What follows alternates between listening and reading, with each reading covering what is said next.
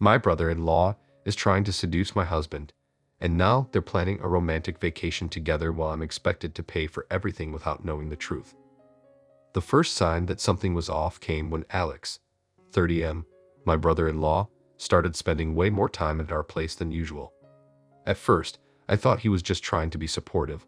My husband Daniel, 34M, had been going through a rough patch with work, and Alex seemed to be offering a sympathetic ear. They'd always been close, even before Daniel and I got married, so his presence didn't raise any alarms. But as the weeks went on, Alex's visits grew longer and more frequent, and I started noticing subtle changes in how he interacted with Daniel. It began innocently enough. Alex would drop by after work, asking Daniel if he wanted to grab a quick drink, even on weeknights. I shrugged it off, thinking maybe he was just trying to help Daniel unwind. But then he started complimenting Daniel in ways that made me uneasy. Little comments about Daniel's looks or his taste in clothes that felt oddly personal for a brother. I brushed it off, not wanting to let my imagination run wild, but that nagging feeling in my gut wouldn't go away. One evening, I walked into the living room to find Alex showing Daniel vacation destinations on his phone. He was scrolling through photos of exotic beaches, talking excitedly about a brother bonding trip they'd been discussing. Sounds fun, I said, trying to keep my tone light as I looked over their shoulders. When are we all planning this?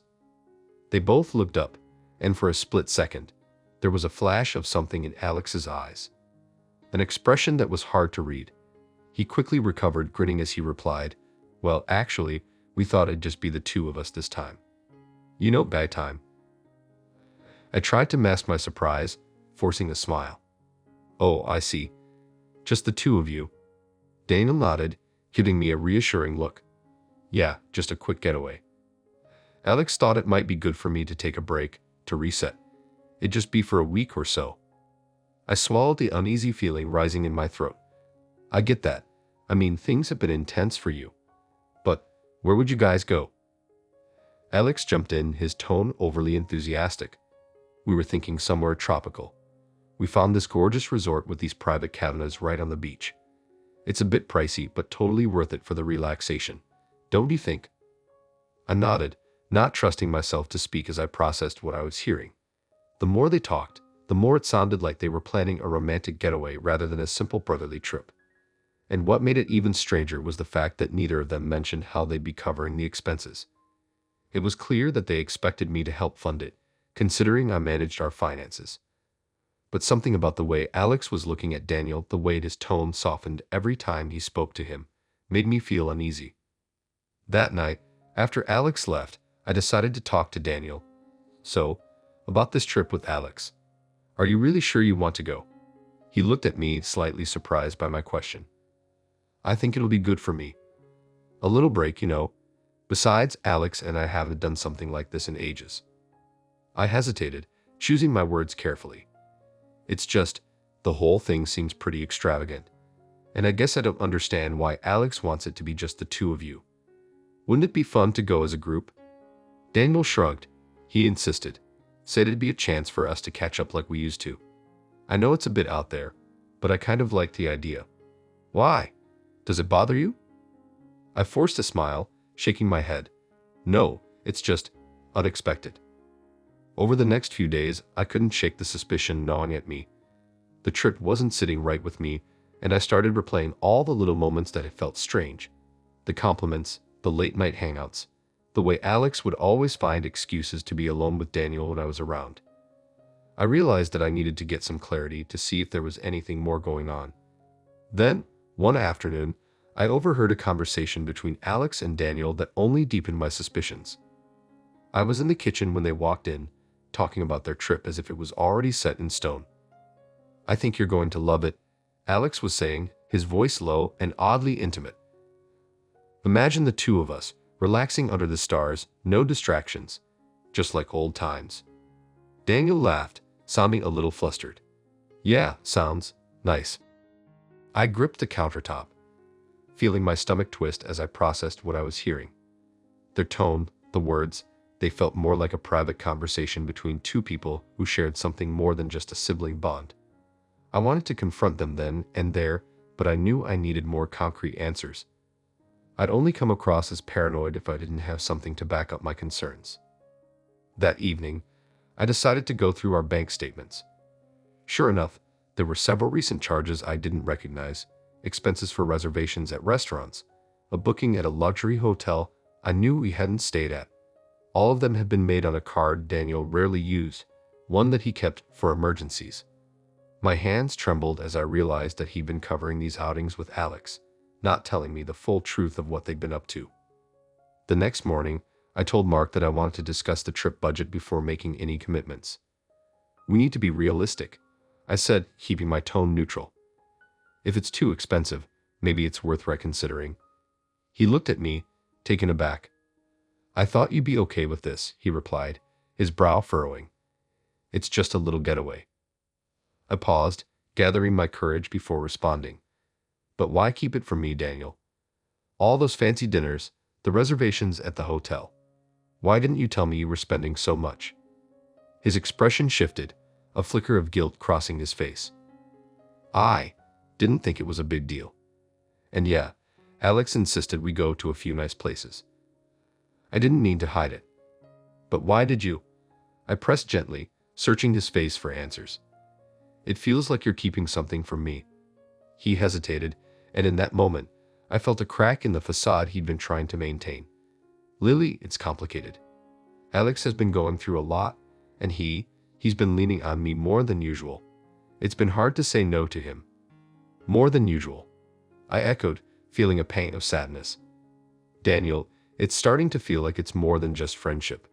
Is there something you're not telling me?" He looked away, his jaw clenched. "There's nothing going on, Lily. I swear. Alex he needs me. And I think I owe it to him to be there as his brother." I took a deep breath, feeling the distance between us more than ever. "Just be honest with me, Daniel. I deserve to know the truth. This whole thing is putting a strain on us, and I can't pretend it isn't."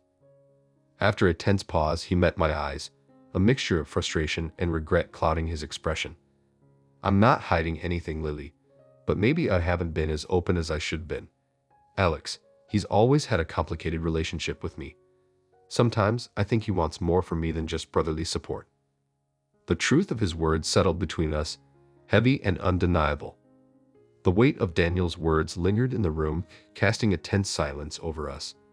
I sat there, trying to absorb what he'd just admitted. His brother wanted more from him.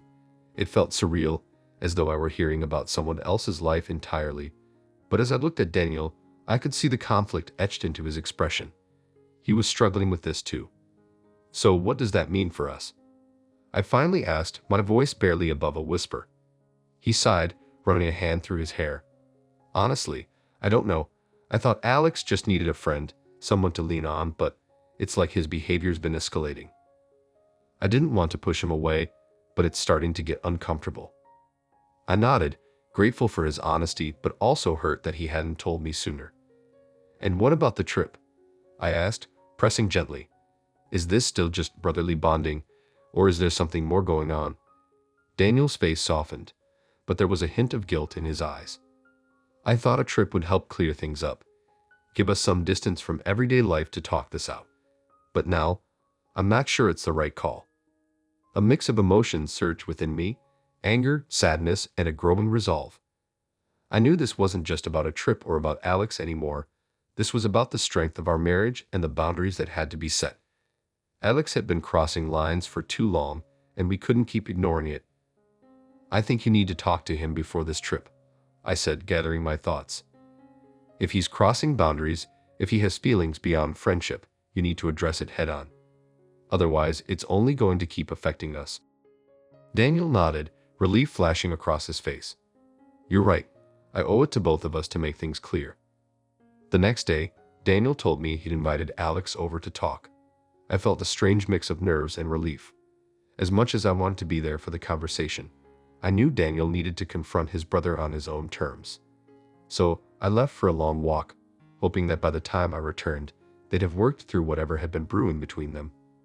When I got back, the house was quiet, and I found Daniel sitting alone on the couch, his expression distant. "How did it go?" I asked gently. He looked up, a shadow of frustration in his eyes. "Not great," He didn't take it well. What happened? Daniel sighed, leaning back. I told him he'd been crossing boundaries and that I couldn't keep going along with things if he didn't respect my marriage. But he insisted that he was only being supportive, that I was misinterpreting everything. I sat down next to him, placing a hand on his. Did he say anything else? He hesitated, his jaw clenching slightly. He accused me of being the one with mixed feelings, said that if I didn't want his attention, I could have set boundaries sooner. It's like he flipped the whole thing on me, making it seem like I was at fault for all of this. A pang of anger rose in me. Alex was twisting things, trying to make Daniel second-guess himself. Daniel, this isn't your fault. You were trying to be a good brother. But if he's not willing to respect us, maybe some distance is what's needed right now. Daniel nodded slowly, visibly drained. You're right. He even mentioned the trip again, as if that would solve things. But I told him I didn't think it was a good idea anymore. Relief flooded through me. Thank you for standing up for us, Daniel. This isn't easy, but I'm proud of you for setting those boundaries. For a few days, things were quiet, and I started to believe that maybe this would blow over. But then, just when I thought we'd regained our balance, Alex started calling and texting Daniel constantly. The messages became increasingly insistent, ranging from apologies to subtle guilt trips, urging Daniel to reconsider the trip, saying it would fix things between them. The strain started showing on Daniel. He was more withdrawn, spending long stretches lost in thought. I could tell he was torn, wanting to help his brother but also feeling trapped by the expectations Alex was piling onto him. One night, as we were getting ready for bed, he finally opened up about the pressure he was feeling. I feel like I'm failing him, he admitted, his voice barely a whisper. We've always been close, and he's been there for me through a lot. But now, I don't know how to be there for him without damaging what we have. I took his hand, squeezing it tightly. Daniel, you don't have to sacrifice our relationship to support him. There's a difference between being there for someone and letting them manipulate you. And it sounds like Alex is crossing that line. He nodded, seeming to absorb my words. You're right. I wish it wasn't like this. The next day, while Daniel was at work, I received a text from Alex that left me reeling. Hey, Lily. I'm trying to help Daniel through a lot right now, and it would mean the world if you could be supportive and help him pay for this trip. It's something he really needs. I know you'll understand. I felt a surge of anger, my fingers hovering over the screen as I tried to process the audacity of his message. After everything, he still expected me to support their trip financially, to stand by as he intruded on my marriage and asked me to fund it. Taking a deep breath, I texted him back. Alex, I think you need to understand that this trip isn't happening. Daniel and I have talked, and we both feel that some boundaries need to be respected. I'm not comfortable with how close you've been getting, and I need you to take a step back. There was a pause before his reply came through, and I could practically feel the tension in his response. Wow, Lily, I'm trying to be a good brother, and you're turning this into something it's not. I thought you'd be more supportive. I didn't reply. I'd said everything I needed to say. When Daniel got home, I told him about the message, and he seemed more resolute than ever. This is enough, he said, his voice firm. I'm going to tell him that we need space. If he can't respect that, then maybe some distance is exactly what we need. The following day, Daniel met Alex at a cafe to lay down those boundaries once and for all. I felt anxious, hoping it wouldn't spiral into another confrontation, but knowing that it needed to happen. When Daniel came home, his face was a mixture of exhaustion and relief. He didn't take it well, he admitted, sinking onto the couch. He accused me of abandoning him, of putting you above family. He kept trying to make me feel guilty, but I stood my ground. I told him that while I care about him, I'm not willing to put our marriage at risk. I sat beside him, placing a comforting hand on his shoulder. You did the right thing, Daniel. You have nothing to feel guilty about. As the days passed, Alex stopped reaching out, and a strange quiet settled over us.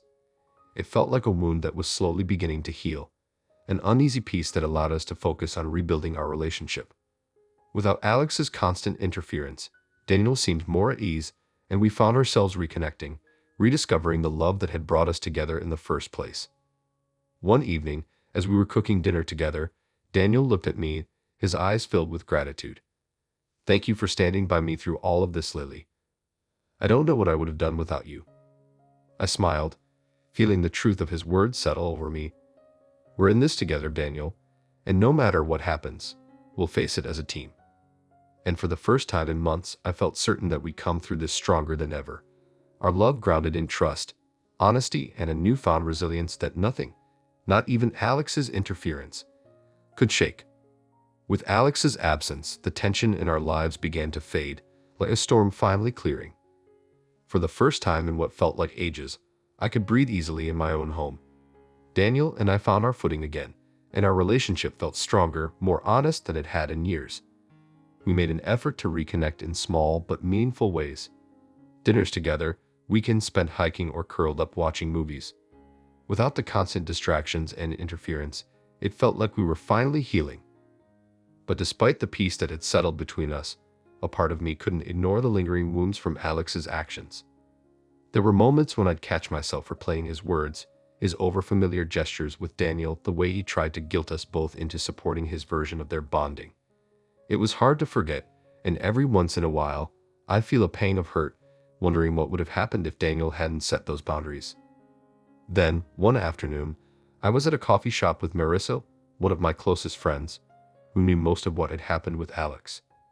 She'd been an unwavering support throughout everything, and over time, she'd become a sounding board for me as I worked through the emotional fallout. As we sipped our coffee, she looked at me with a concerned expression. "So, any news from Alex since you two set those boundaries?" I shook my head. "No, it's been pretty quiet. Daniel hasn't heard from him since that final conversation. I think Alex finally understood that we weren't going to keep letting him push those lines." She nodded, frowning thoughtfully. "I'm glad he's respecting that, but I don't know. It's hard to believe he'd just walk away like that. He doesn't strike me as the type to give up so easily." Believe me, I thought the same thing. But maybe he realized he couldn't manipulate Daniel forever, I replied, trying to sound more certain than I felt.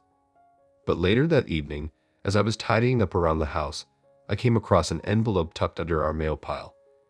It was addressed to Daniel, but in handwriting I didn't recognize. Curious, I called out to him as I turned it over, catching sight of the sender's name, Alex.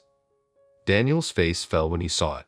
He took the envelope from me and tore it open, his expression unreadable as he scanned the letter. I waited, the tension thickening as his eyes darkened and his shoulders tensed. "Lily," he finally said, his voice strained, "you need to see this." He handed me the letter, and I read through it, my disbelief growing with each line. Alex hadn't been avoiding us, as we'd thought. He'd been planning his next move. The letter was filled with accusations, bizarre claims that I'd somehow poisoned Daniel against him, that I'd driven a wedge between them.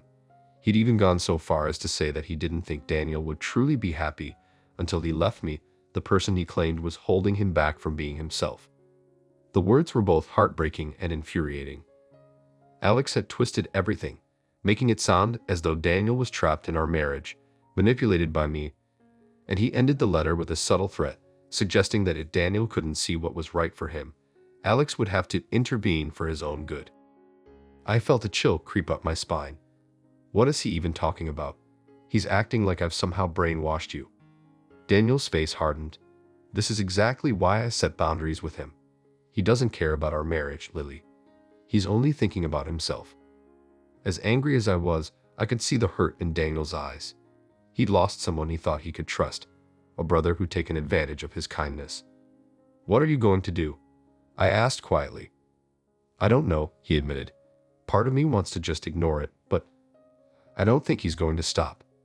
We spent the evening discussing the best way to handle the situation, ultimately deciding that Daniel would call Alex one last time to make things clear. No more interference, no more veiled threats. If Alex couldn't respect our boundaries, Daniel would have to cut ties completely. The next morning, Daniel made the call. I could hear the tension in his voice as he spoke, his tone firm but calm. "Alex, I got your letter, and I need you to understand. Lily isn't keeping me from you. This is my decision. If you can't respect that, then we need space." I could hear Alex's voice on the other end, low and pleading, but Daniel held his ground. "You're crossing lines that can't be uncrossed, Alex. I'm not going to let you come between us. I love my wife, and I won't sacrifice my marriage to keep you happy." He hung up, visibly drained but resolute. "I think he got the message this time," he said, his voice barely above a whisper. Over the next few weeks, Alex's silence was almost surreal. For a while, it felt like he might resurface with some new scheme, but the days stretched into weeks, and eventually, it seemed like he had finally accepted the boundaries Daniel had set. Life gradually returned to a peaceful normalcy, and Daniel and I moved forward with a renewed sense of unity, focusing on building the future we wanted together. Months later, during a family gathering, I noticed that Alex wasn't there. Daniel's family seemed to be aware of the tension between the brothers, but no one pressed us for details, giving us the space we needed to heal. And for the first time, I felt that we were truly moving past the emotional scars Alex had left behind. That night, as Daniel and I walked home together, he slipped his hand into mine, giving it a gentle squeeze.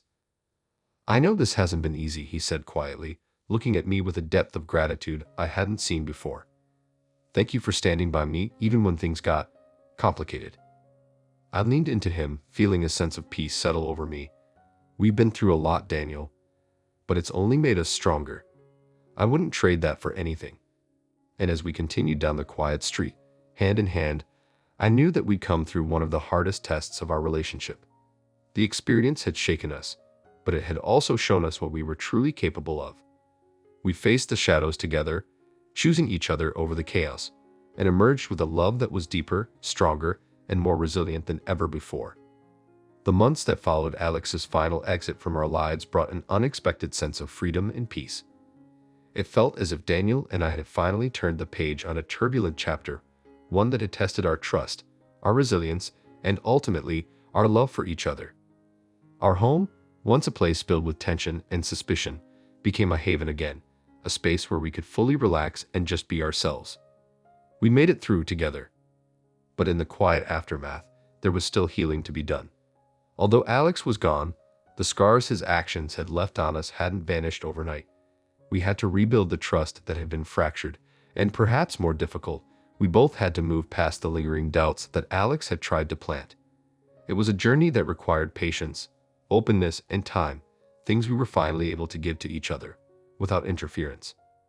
One evening, as we were cleaning up after dinner, Daniel turned to me, his expression thoughtful. "You know, I've been thinking about how much you've supported me through all of this, even when it meant dealing with, well, more than you should have had to. I don't think I've properly thanked you for that."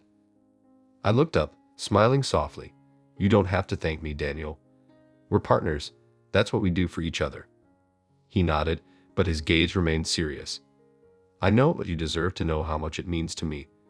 Alex tried to twist things, make it sound like you were pulling me away from family, but you never once pressured me. You just let me figure things out on my own, and I don't take that for granted." I took his hand, squeezing it. "You had to come to your own conclusions, and I respected that. I trust you, Daniel. I always have." With a smile, he leaned down, brushing a gentle kiss on my forehead. "Well, how about this?" he said, pulling me into a hug. "We'll start making some memories of our own, ones that are just about us. No drama, no interference. Just us." That's exactly what we did. Over the following months, we began planning weekends away, trips that were purely for us to unwind and reconnect. It was refreshing to have time together without the shadow of Alex hanging over us, to build new memories that felt like a celebration of the life we'd fought so hard to preserve. We took a weekend in the mountains, where we hiked through misty trails and spent the evenings by the fire, reminiscing about when we first met. And we laughed. A lot. It was as if the tension we'd endured for so long had been replaced by an even deeper connection.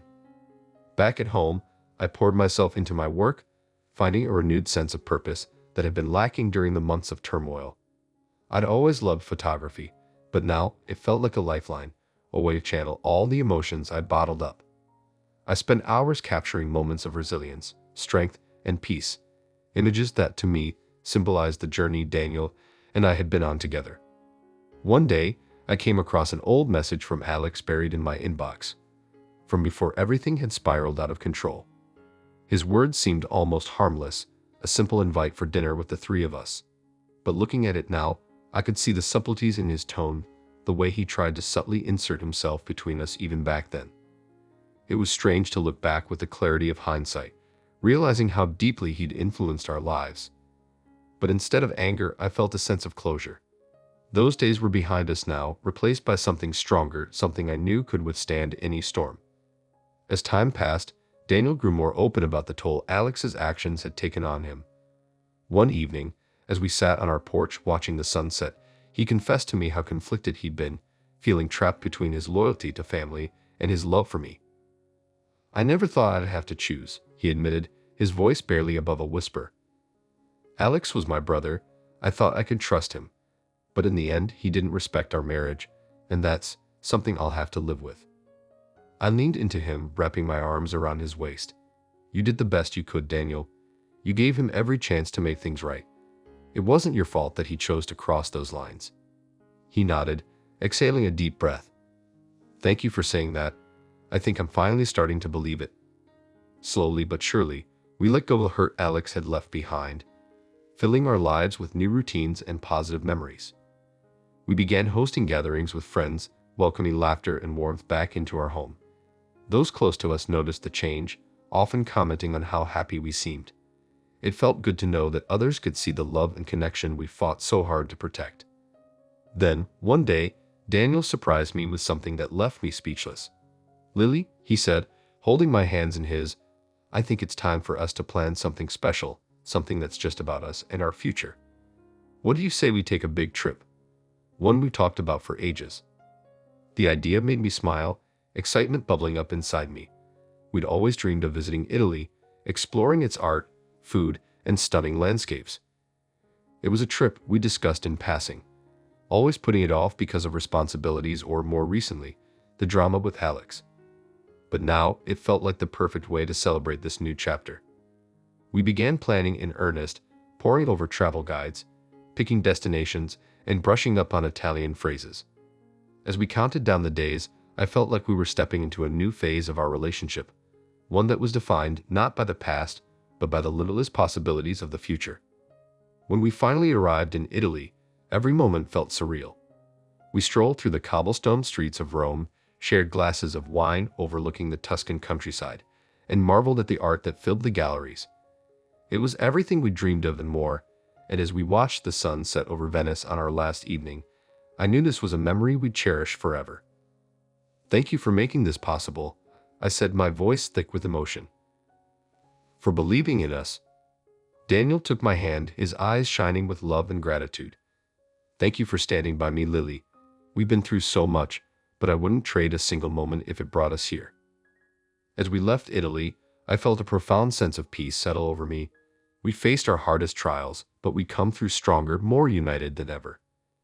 Alex had tried to break us, but he'd only made us realize the depth of our love and commitment to each other. Back home, our lives continued with the same joy and contentment that had grown over those peaceful months. And while there would always be moments of reflection on what we'd endured, we knew that we'd left the shadows of the past behind.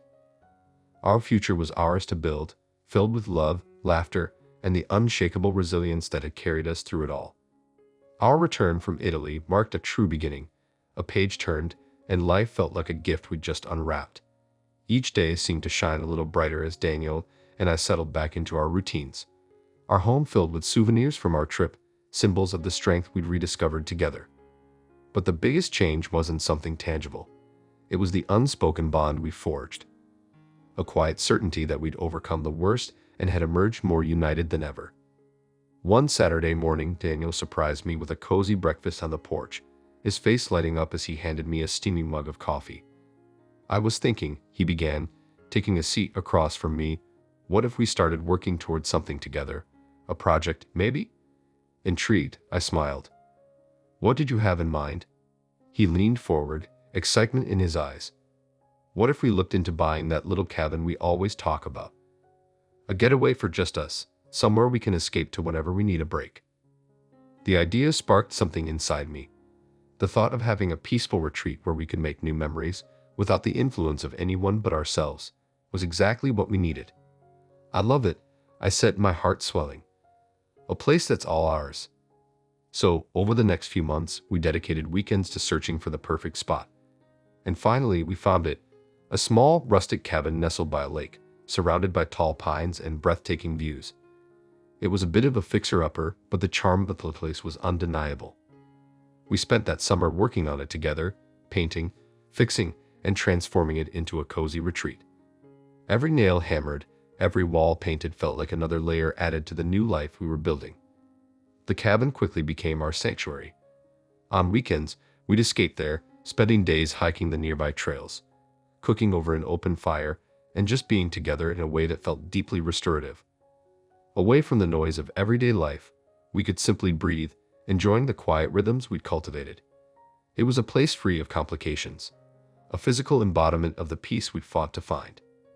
But more than just a cabin, it became a metaphor for our marriage, something we'd carefully tended to, strengthening it with each choice and each step forward. Sitting together by the lake one evening, watching the sun dip below the horizon, Daniel took my hand, his expression thoughtful. "Lily, I don't think I ever told you just how much I admire you," he said quietly. "Through everything with Alex, you stayed calm, compassionate, even when you had every right to walk away. You taught me what loyalty really looks like." I squeezed his hand, smiling. "I didn't do it alone, Daniel. You chose me, and we built this together. That means everything to me." With a look of pure love, he wrapped his arms around me, and we sat there in silence, a sense of profound peace settling over us. As time passed, Alex remained a distant, fading memory. Occasionally, we hear about him through mutual friends or family, but he seemed to have moved on as well, choosing to stay out of our lives.